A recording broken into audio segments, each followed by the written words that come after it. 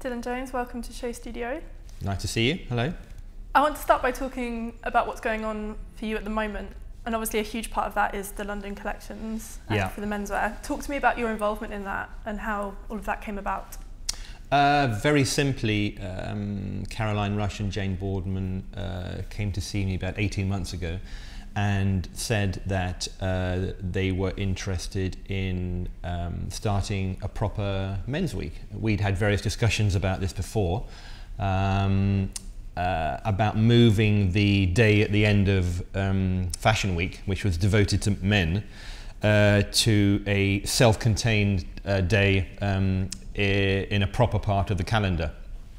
And we had various meetings about it, and we decided to actually go for it and do it properly and put on a proper men's week. And we've been sort of astonished by people's enthusiasm for it.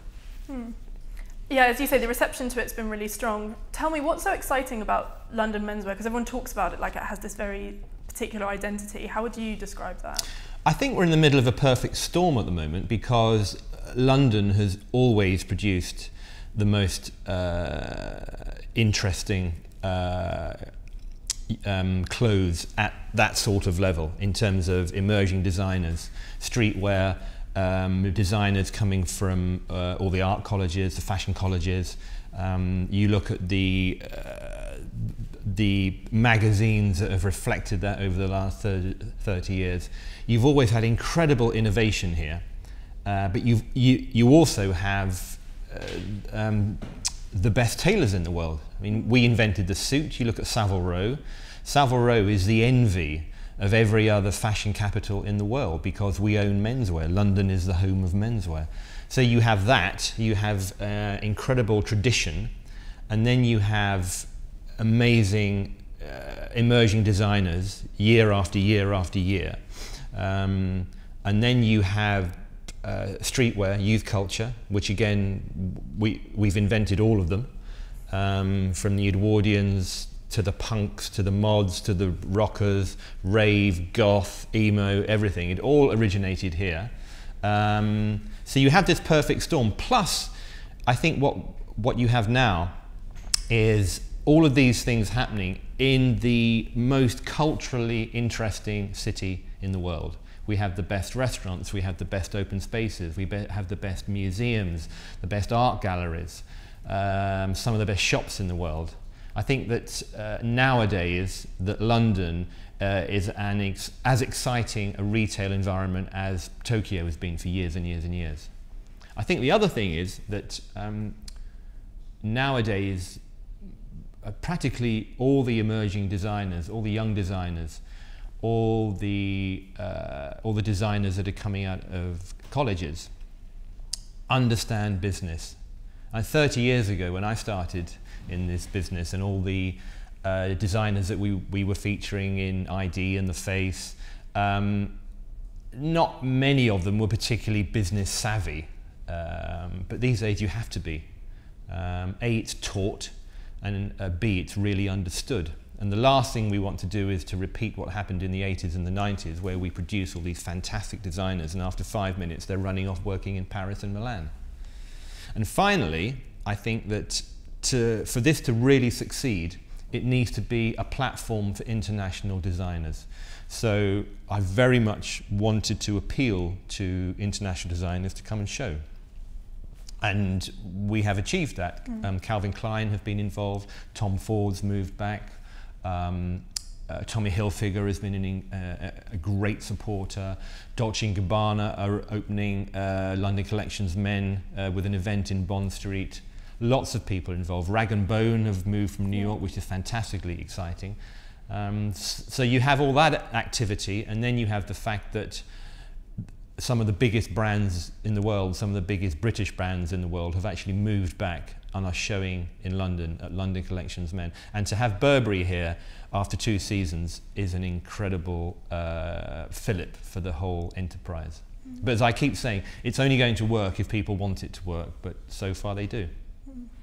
You mentioned some of the new talent we have here, and supporting young talent is obviously something that is very dear to you? Who's really exciting in your mind at the moment? You can't pick people out. It's crazy. I mean, you look at the people on the schedule, and they're all fantastic.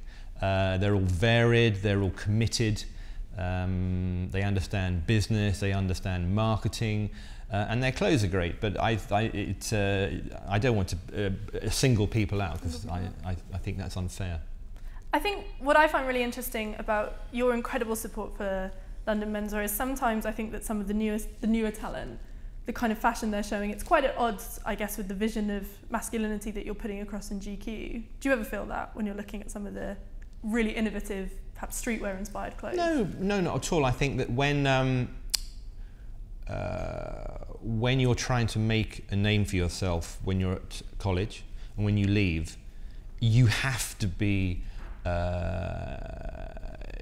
idiosyncratic. You have to force people to look at what you're doing, and you have to do that in a way that also promises commercial success. So I think that it's very difficult to draw attention to yourself if you're just a tailor, for instance. And the great thing is that Britain is producing a new generation of fabulous tailors who are making beautiful clothes, but they're very generic, I suppose. Nothing wrong with that. And then you have people who are doing the three-legged trouser and the Velcro hat and mad stuff, but that's fine also. But I think the great thing about London Collections Men is that it represents everything. It really does. You have a smorgasbord of all this extraordinary talent. And the important thing is to actually get people here to see it. We've talked about the present, but I want to go back and talk about the earlier stages of your career and your life in fashion. What did you want to be when you were a boy? A boy? Yeah. A boy. What did I want to be when I was a boy? Probably, I remember wanting to be a fireman, and then I wanted to be an astronaut, which I think are two fairly orthodox aspirations for a young boy. And when did you come back down to earth and start thinking about? Well, who says I still might want to be a fireman or an astronaut? No, from my early teens, I wanted to work in media. I wanted to work in magazines and newspapers. I was obsessed with magazines and newspapers, and things like coming across at the age of 12 a copy of Andy Warhol's interview and being completely blown away with it. And then at that time in the early 70s, like a lot of people in this country, like a lot of young men in this country, buying into the world of the NME, I suppose. Yeah.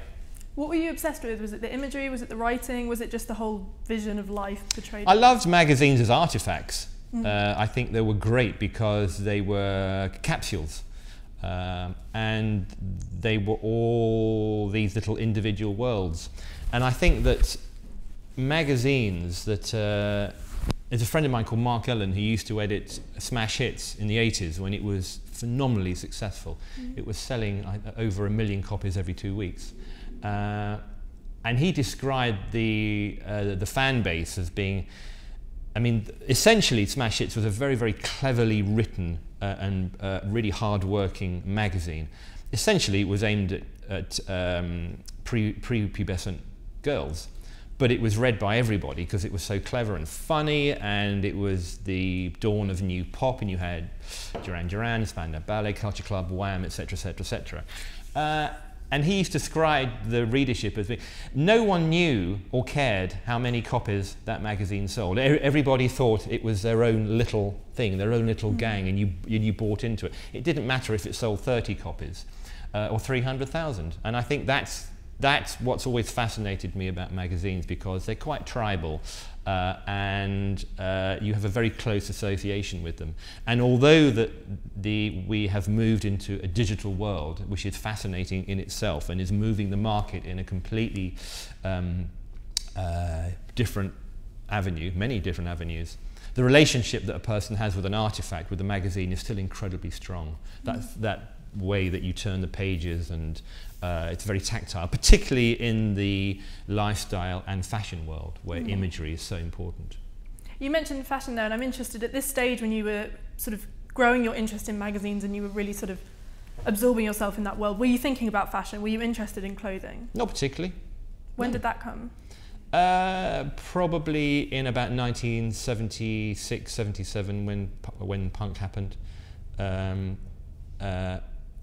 clothes became a sort of part of the deal, really. I suppose before that it was, I was very much a spectator. I remember when my first sort of flashlight, I suppose, entry into this world would have been seeing David Bowie on Top of the Pops performing Starman in 1972.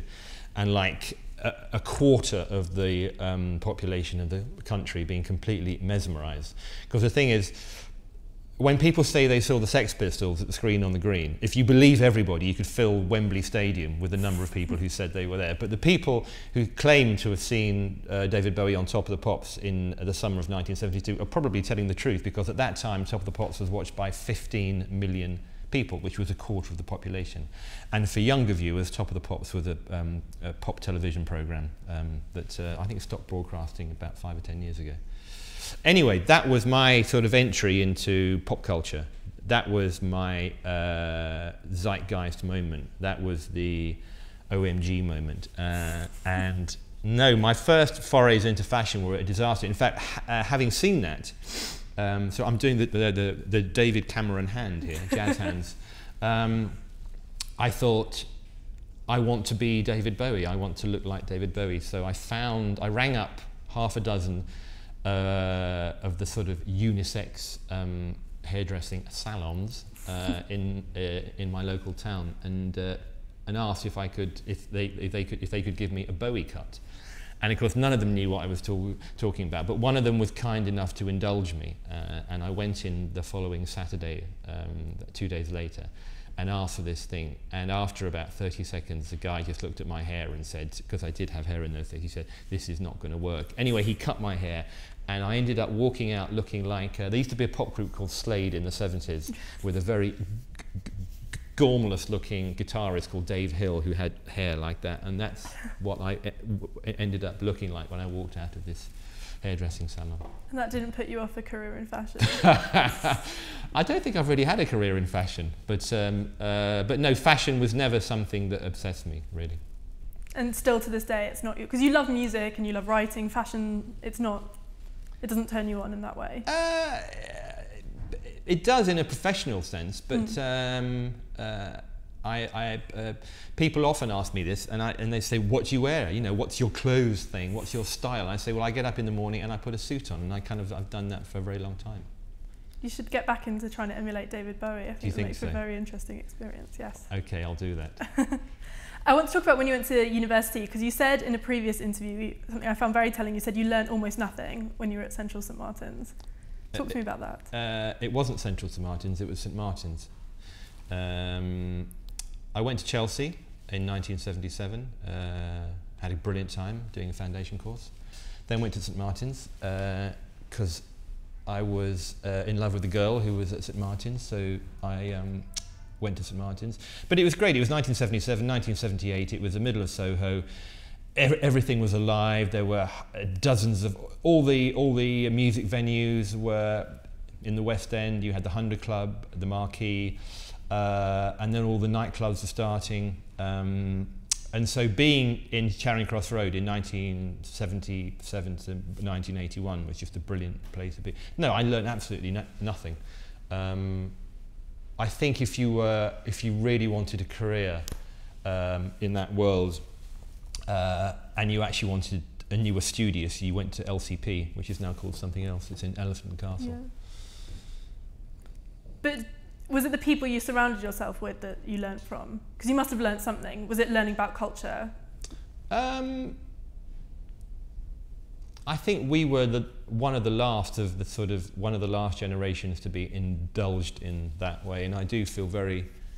I think it was awful, actually. I know it was inevitable that that tuition fees would come in, and some government was going to do it, but I think it was awful that Blair did it. I really did. I think it's to have that freedom to go to art school or to any further or higher education for a certain period was an incredible luxury, and I feel very lucky that I was a generation that experienced that. Do you think that the art colleges will always have their place, though, in churning out this amazing talent? I hope so. There is obviously a financial or commercial imperative to bring a lot of foreign students to study in the UK, particularly in London, because they can afford to, and they generate enormous fees. Having said that, I've been to the new St Martin's in King's Cross quite a few times, and we're doing various projects with them, and I think it's fabulous. I think it's probably the best purpose-built art school, certainly in Europe, maybe in the world. It's fantastic. And the weird thing is, I had a tour when it just opened, and I was walking around the painting department, and I had exactly the same feeling as I did when I walked around the painting department in St Martin's in 1977. Really strange feeling. How they've managed to, well, they didn't replicate it, but there is something about that institution that continues, which I thought was great, because that's nearly 35 years ago, more probably. But you didn't study journalism, you studied design and photography. When did your love for writing come? I was, again, very, very lucky. But when we have interns into the magazine and they say, you know, how do you get on? What's the secret of getting on? And I say, well, you need two things. You need to work harder than you've ever worked before, and you need to be lucky. And I was very lucky, because I was unemployed. I was a terrible photographer, awful photographer. As Nick will, I think Nick's seen some of my early pictures, shocking photographer. And all I had to do all day was basically get up as late as possible, eat something, and go to nightclubs. That was my life. And it was fun, but I was beginning to think that I couldn't do this for the rest of my life. I was 22. And then a friend of mine, a photographer called Mark Bailey, called me and said he was doing some pictures for ID magazine, and he needed someone to interview the people he was photographing. And as I had nothing to do that day other than get up very late and go to a nightclub, I said, yeah, of course, I'll help you.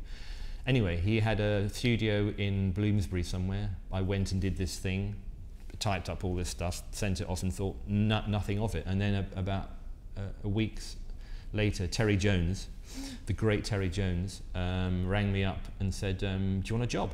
Literally like that. And so without Terry Jones, I probably wouldn't have a career, like many people, like Nick. And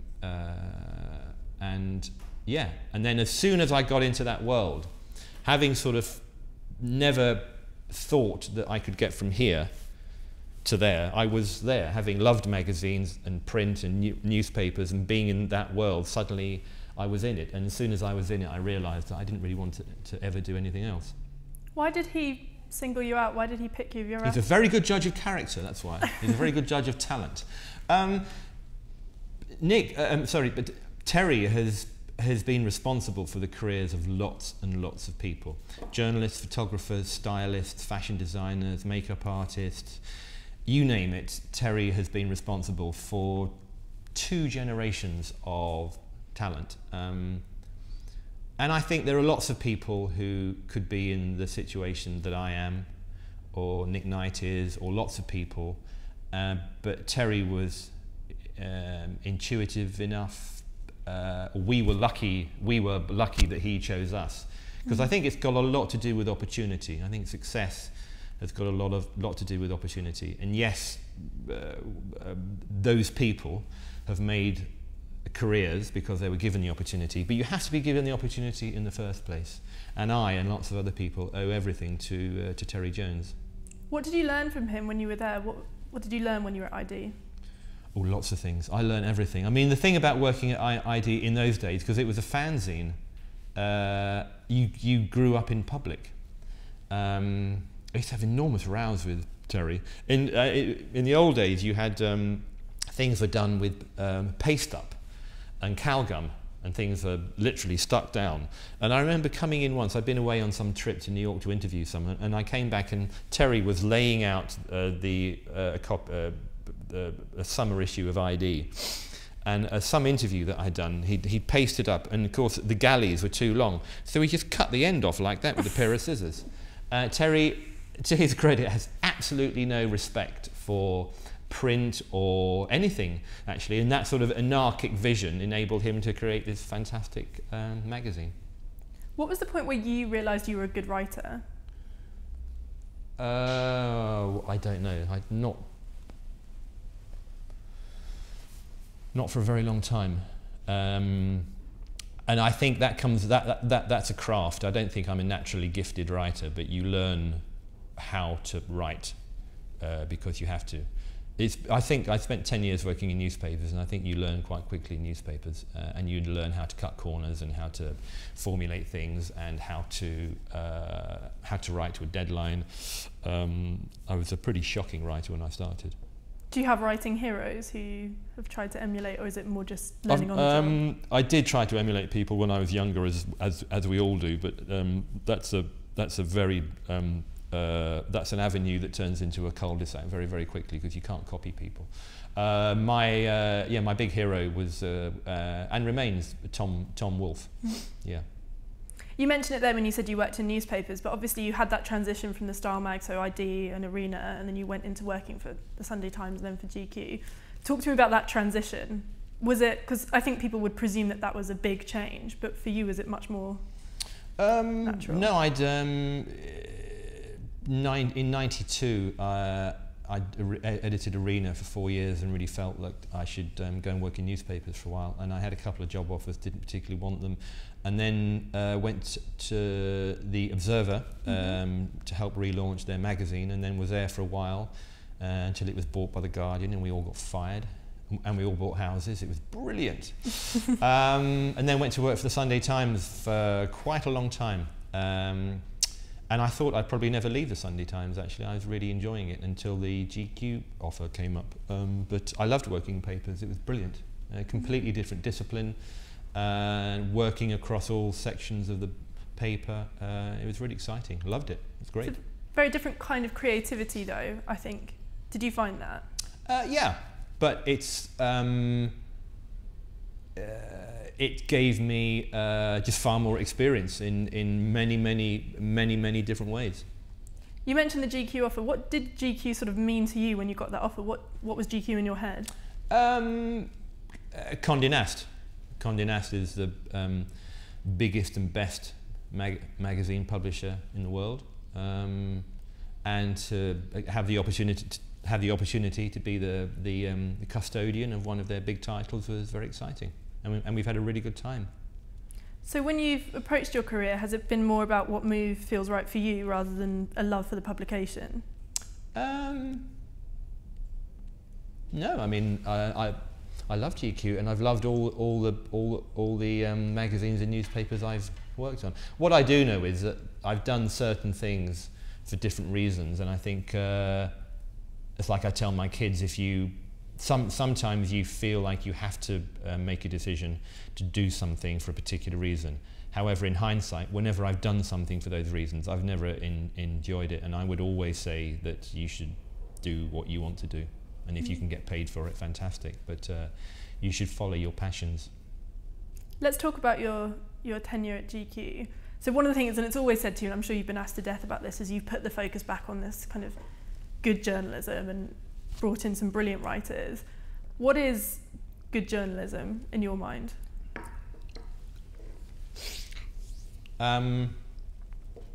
What is good journalism? God, that's a tough question. Sorry. You're right. I thought when I inherited the magazine, GQ was renowned for being the sort of bastion of men's lifestyle magazines, and it was unimpeachable. And there was no way that you could, that it wasn't necessary to do anything with the brand because the brand was amazing. But one thing I thought that was missing from the magazine was great journalism in every different respect. reportage, column writing, feature writing, comment, etc., etc. And that's what we set about trying to do, and we made that our USP. Is that, people have talked a lot about why your circulation has sort of stayed very high and stayed significant. Is it because high. of that? Very high. You're very proud of that. I am very proud of it, yeah. We're last man standing. Is that just because you're the only man standing? The market has disappeared. It's extraordinary when you look at the back 20 years ago and you look at all the lads magazines that were starting, all those things like FHM and Maxim and Loaded and all that sort of stuff, and they've pretty much disappeared.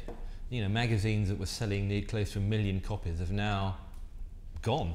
And one doesn't wish that anyone would lose their jobs, but in terms of what those magazines were saying, I'm glad they've gone, because a lot of them were awful and they were very reductive and kind of offensive, and actually muddied the water for lots of us for a while. So do you think about the way that GQ presents women? Yeah, I do think about it, and I think we do it in a very, very good way. I think it's fundamental that any glossy magazine or any channel has a libido. Perhaps more so for a men's magazine, but it's all about context. And I think that if you look at the pictures in our magazine, often they're a lot tamer than the pictures that you see in Paris Vogue, because of context. But yeah, it's I think we were probably more of a sexualized magazine about 15 years ago, but it's a very important component of the magazine, yeah. Who's the kind of girl that the GQ reader likes? To be honest with you, it's men who sell. And increasingly so. In fact, weirdly, we did, I'm not a huge believer in market research, but we did some market research a couple of years ago. And we did 6 focus groups over a period of a week. And we had empirical evidence that, having spoken to all these guys, 20s and their 30s and their 40s, that if we put Johnny Depp on our cover, we'd sell hundreds of thousands of more copies of our magazine. So we went out and we found Johnny Depp, and we took a photograph of Johnny Depp, and we put a photograph of Johnny Depp on our magazine cover, and it didn't sell. Weirdly, and then we put Boris Johnson on a year later, and everybody thought I was mad doing this, and Boris Johnson sold fantastically well. So in our world, Boris Johnson is more popular than Johnny Depp. So maybe Boris should star in the next Pirates of the Caribbean movie. But yeah, it's men who are selling for GQ at the moment. You mentioned that kind of change. You said you were probably a more sexual magazine, say 15 years ago, and you mentioned the kind of the decline of those lads mags. Yeah. Which it interests me because it's, where does that change come from? Is it men? Is it your readership whose sort of values change? I think it's a zeitgeist thing as much as anything else. And actually, if you look back at a lot of women's magazines during that period, they were probably more sexualized too, because you were coming out of the grunge period where flesh was more important, imagery was more aggressive, but that's changed. I mean, it's cyclical, obviously. Is that the biggest change you've noticed? Because there must be you must have noticed the way your reader changed, even the way ideas of masculinity have changed from when you took over. I think that the most significant change is that the generation of men who are consumers these days takes so much for granted. I mean, 30 years ago, you had, I mean, just look at the way the menswear industry has changed. That's why we're able to do London Collections Men now, because there is so much more out there, and B, there's so much more interest. 30 years ago, you had Paul Smith, you had the High Street and a bit of Bond Street, and that was sort of it. And Savile Row, which no one was allowed to touch because you could only shop there if you were a particular kind of man. The male consumer these days expects to buy great clothes at every price point, whether that's high street, mid-market, designer, luxury, bespoke, what have you. And they have no qualms about buying into that world at all. And I think you can look at the grooming industry for men and think that it's sort of in its infancy. It's where menswear was 30 years ago.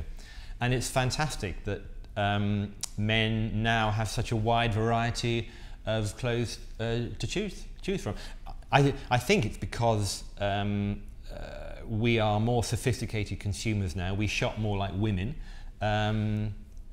Anti-capitalist would say that's a very bad thing because we've been hoodwinked, and now we're buying all these designer clothes, and it's bad. But it's kind of wonderful because there's so much more choice now. And it's certainly wonderful for GQ because it means you can. It is, particularly from an advertising point of view. Yeah. You mentioned this with Boris, but I want to go back to you sort of putting the politics into GQ. Yeah. Because that's something else, along with this good journalism, that's another sort of thing that people pick out about your time at GQ. You've put people like David Cameron and Boris in the magazine, and you've really championed them. Why did you want to bring politics? Because I felt that it should be in the magazine. I felt that it hadn't been in the magazine enough. And I felt that there was, this was an arena where we could have a conversation.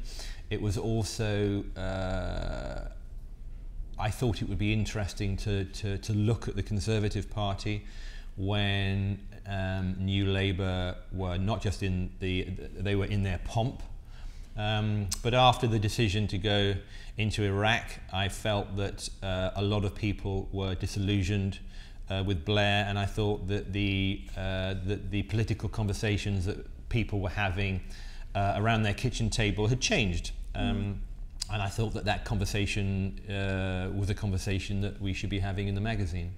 But as much as you unpick their politics, you also unpick them as men, like the Nick Clegg bedroom boast is a very good example of that.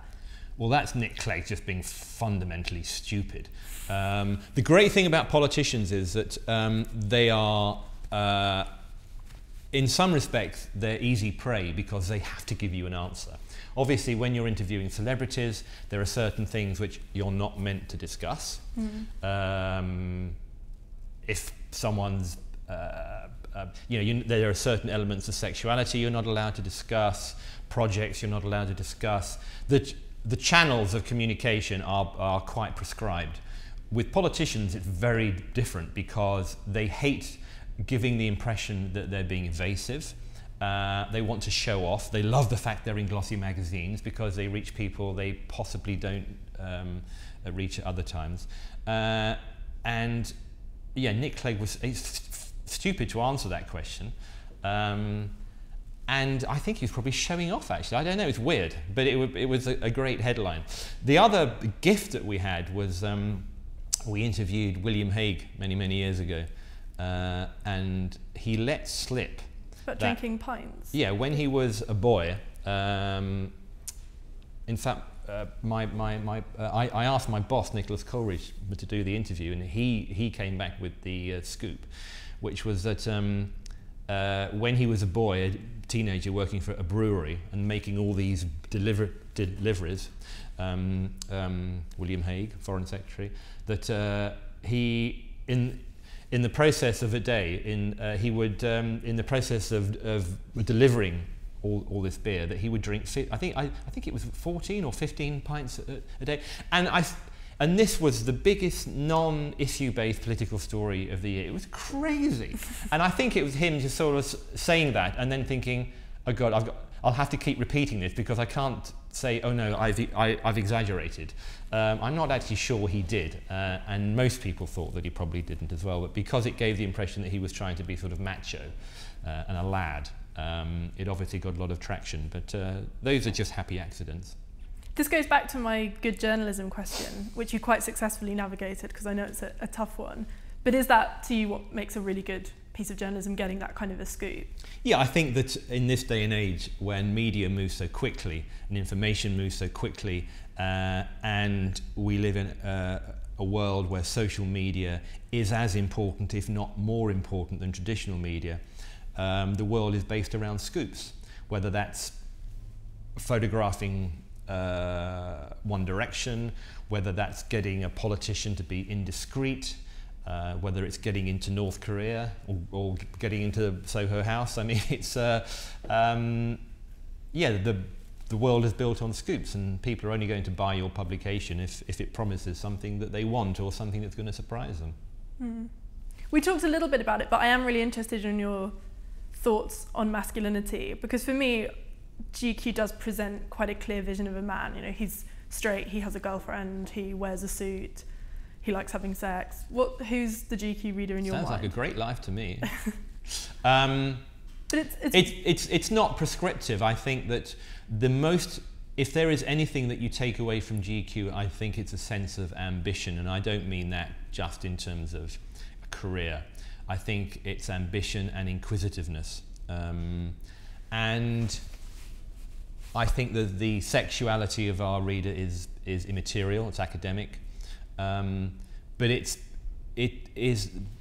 exactly the same as Vogue. You are presenting the best. You are editing what you think is the best for your readership, whether it's the best restaurant, the best pair of trousers, the best car, the best travel destination, coupled with the best writing. It's a very, very simple formula. So is that what makes a really good magazine then? That's what makes GQ a very good magazine. Why doesn't it work for other magazines? Why does it work? I've got no idea. No idea at all. When will you know that it's time to move on from GQ? Do you think it's just when it stops being fun?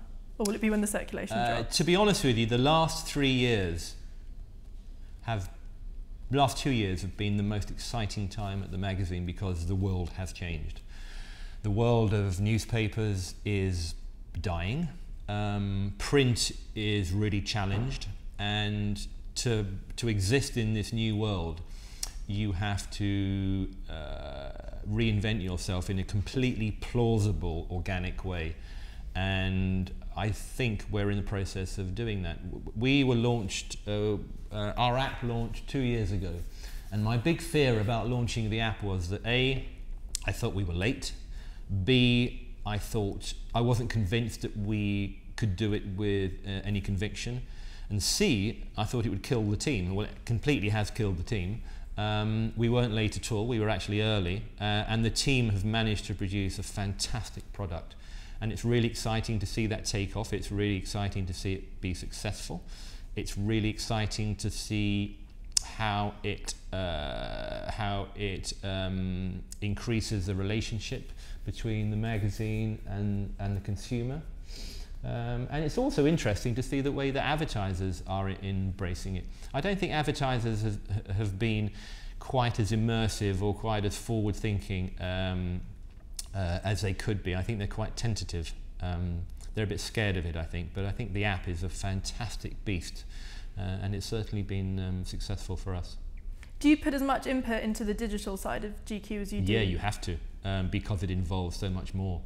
I mean, very obviously, it involves film and audio and all the bells and whistles that that you have at your disposal. Obviously, we are at the mercy of technology, and the more sophisticated the software and the hardware becomes, that has enormous that creates restrictions for the for your content, because obviously if your tablet demands that everything is high resolution, then everything you produce has to be to a certain quality. That increases the file size, makes the download time longer, etc., etc., etc. But this is early days. But the fundamental shift is a very, very exciting process. But you mentioned it before when you said how you think magazines are sort of these incredible artifacts. You do think that print publications will always have a place? I hope so. I mean, I don't know that. And as I say, we are at the mercy of technology. But yeah, I like to think that newspapers will survive it, and in some form, some of them will, in the same as magazines. I think the interesting thing is that in the last 6 years, when we're in the, still in the middle of this awful economic crisis, that there has been an incredible number of biannual fashion magazines that have launched. dozens of the damn things. I don't know who buys them. I think the same 12,000 people buy all of them. But they're all supported by advertising. They've all got great covers. They've all got clever contrary articles in them. They've all got great fashion. And it's a real boom. And I love the fact that small things thrive in this sort of environment, that there's been a real groundswell of publications in a world that isn't meant to be this world anymore. It's all meant to be digital, and the fact that people are still launching magazines is great. I have a question about the way you've conducted yourself as editor, because I think you have sort of put yourself out there as the face of GQ in a way that some editors don't at their titles. Why is that? Probably because I'm a terrible show-off. I don't know. I think it's important that magazines have brand ambassadors, and I like to think that there are lots of people who work for GQ who have very high profiles, and I encourage that. It's good. So should modern men aim to be like you then? Should what? Should modern men aim to be like you? Absolutely not, no. Why not? God, no. I'm not a role model. I'm merely the mouthpiece of the magazine that I work for. Do you have any ambitions that you haven't fulfilled yet? Yes, and I'm not going to tell you what any of them are. Is that because my last question was really harsh? Yeah, you're quite now tough. You're angry. Yeah. Well, Dylan, thank you very much. It's been a pleasure. Thank you very much indeed.